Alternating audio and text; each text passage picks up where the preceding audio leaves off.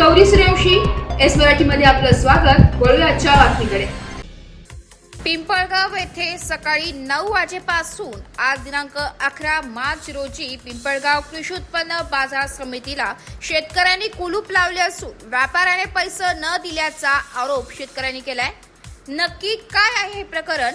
नाशिक जिल्ह्यातील पिंपळगाव बसवंत येथील कृषी उत्पन्न बाजार समितीमधील गुरुकृपा व्हेजिटेबल कंपनी या आडीतील व्यापारी श्रीपत अप्पा होळकर यांनी दिंडोरी, चांदवड व निफाड या तालुक्यातील तसेच सर्व नाशिक जिल्ह्यातील एकूण 294 शेतकऱ्यांचे पैसे मुद्दल 2,38,00,000 रुपये देण्यास वारंवार उडवाउडीची उत्तरे देत शेतकऱ्यांची दिशाभूल केली आहे। संतप्त शेतकरी यांनी मार्केट कमिटी तसेच संचालक मंडळ सभापती तसेच उपसभापती यांच्या भेटी घेऊन सुद्धा यांच्या बोलण्याला फक्त उडवाउडीची उत्तरे देत करू बघू असे सांगून टाळत आहे। त्यामुळे संतप्त शेतकऱ्यांनी आज रोजी 11 मार्च रोजी सर्व प्रकारचे लिलाव बंद करून धरणे आंदोलन केले तसेच मार्केट कमिटीचे गेट बंद करण्यात आले असून यावर काय तोडगा निघणार, आंदोलनकर्त्यांना न्याय मिळणार की नाही कडे सर्वांचे लक्ष लागून आहे।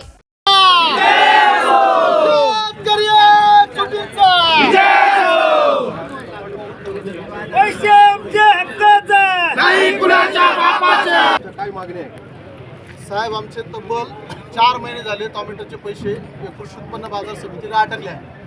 कुठल्याही कृषी उत्पन्न बाजार समितीचा नियम असा म्हणतो का माल विकल्यानंतर तुम्ही 24 तासाच्या आत शेतकऱ्यांना पैसे अदा केले पाहिजे, परंतु आज तब्बल 4 ते 5 महिने होत आले गुरुकृपा आडतीकडे या सर्व शेतकरी बांधवांचे साधारण 3 कोटीच्या आसपास पैसे अडकलेले, पण कृषी उत्पन्न बाजार समिती याच्यात कुठला इंटरफेअर करायला तयार नाही। मग शेतकऱ्यांनी जायचं तरी कुणाकडे? मग शेतकऱ्यांनी बाहेर माल विकला तर कृषी उत्पन्न बाजार समिती सांगते का कृषी उत्पन्न बाजार समिती तुम्ही माल आणून विका, त्या निमित्तानं तुम्हाला पैशाची हमी राहील, परंतु bureau report, S Marathi news, Dindori. अशाच नवीन ताज्या घडामोडी जाणून घेण्यासाठी आमच्या एस मराठी न्यूज चॅनलला लाईक करा, शेअर करा, सबस्क्राईब करा आणि बेल आयकॉनला क्लिक करायला विसरू नका।